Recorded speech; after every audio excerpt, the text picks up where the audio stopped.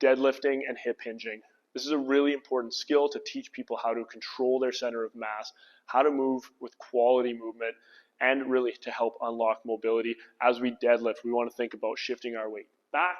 That's going to move our center of mass back, and it's going to prevent us from feeling like we're falling forward all the time. This is going to help muscles kind of relax a little bit more. You're not going to feel quite as stiff. So when we're setting up clients at starting point deadlift, you've never deadlifted before, for me, I'm probably going to start at a kettlebell deadlift. So we're going to keep it really simple.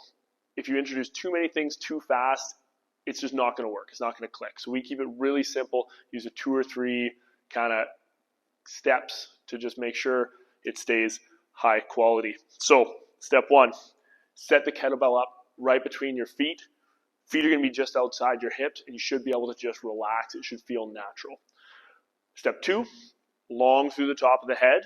I want you to think about reaching back through your hips, reaching your hands down towards the kettlebell. Hips go back like you're trying to reach for the wall behind you, or you're trying to shut a car door with your hips, right? So you can think about shutting a car door with your hips. So reach back, grab the kettlebell, push into the floor, brace your stomach, brace your shoulders, stand up tall, okay? On the way down, reach the hips, push into the floor, and stand up. So biggest complaints that we see when people start deadlifting, my low back hurts. I feel that in my low back. Okay, what that tells me is they are probably shoved forward. There's a little bit more compression here.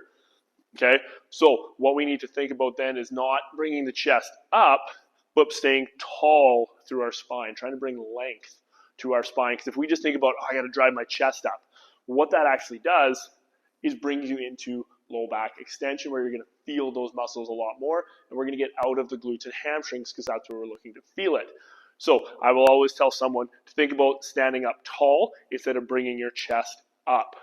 So another thing that might mean, if you're feeling it in your back, kettlebell might be too far forward, okay? Because then what we're doing is we're reaching forward. Our center of mass is now moving forward instead of staying in line and shifting back. So if the kettlebell is too far forward, the only way to actually properly get the weight back is by bracing through that low back. Because we can't put force directly into the ground, we have to pull the weight back first. So if we're reaching out here for the kettlebell, our lats aren't engaged, which means as soon as I pick that up, I feel that through my low back. So think about the weight being right in line with where you're pushing force into the ground.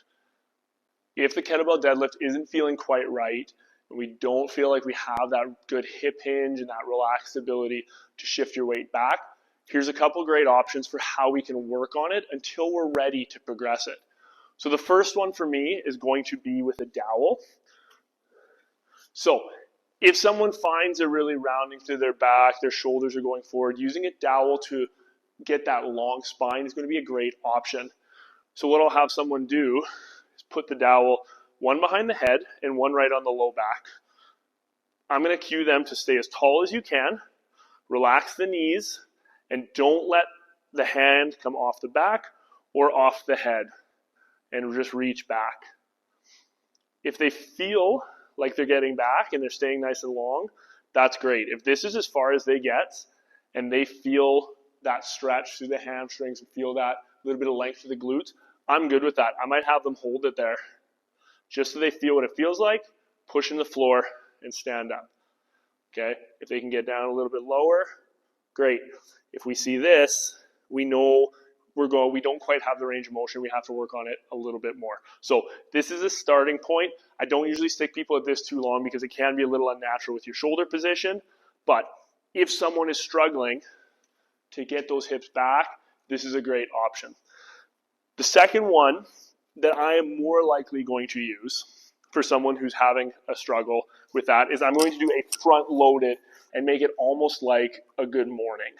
So the weight's going to be right here, long through the spine, and we're going to use this weight to help shift us back. So this weight is currently pulling us forward because it is a front-loaded exercise. So in order to stay balanced, we have to shift our weight back. Okay? So without this weight, I'm pretty balanced. I have to force my hips back. Once I hold on to the weight in front of me, it wants to pull me forward. So in order to stay balanced as I go down, I have to shift back. Okay? Holding onto the kettlebell can help teach you a little bit of a wide shoulder position, get some bracing. And because obviously this is trying to rotate us forward, we get a little more trunk bracing.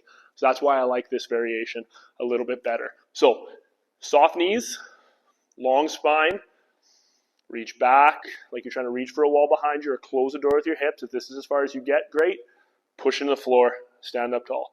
Chin stays tucked. Remember to breathe. I would rather someone go through an exercise like this week after week after week and really learn the pattern before jumping into something that doesn't feel quite right. You have to set up a good foundation first. Our preferred method of deadlifting for our clients is the trap bar. We find it's a little bit safer. It's a little bit easier and more comfortable for people instead of having the bar and an overhand grip for people who have some shoulder struggles. It keeps you in a neutral grip. It just feels a little bit more natural. So we're always going to err on the side of risk versus reward. And for us, the trap bar offers better reward with less risk. So we're going to take that. Really, when you're setting up for here, it's not that much different than the kettlebell deadlift. Okay? Your feet are going to be at a comfortable position where you feel like you can contact the ground. Going to be tall through your upper body. Okay? Big thing here, as the weight gets heavier, we want to think about keeping our chin tucked and our spine long.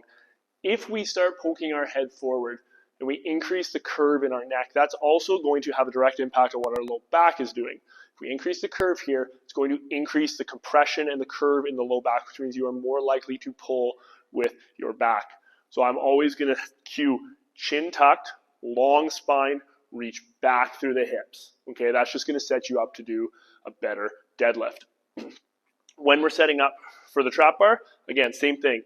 Feet are natural. We're going to reach the hips back, long spine, chin tucked. You're going to grab the handles.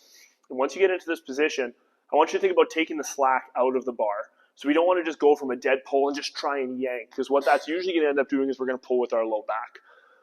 So you want to think about taking the slack out of the bar. So like you're trying to pull it but not really lift it. You're going to feel your lats kick on.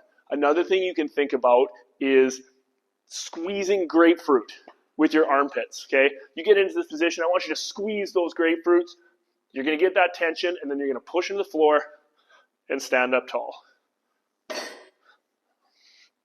Reach the hips back, tap, push into the floor, stand up tall. Making sure we have good lat tension, okay? Squeezing the grapefruits, and we are bracing, but not holding our breath and bearing down. We want to be able to relax, but we still do need to have that brace through the stomach.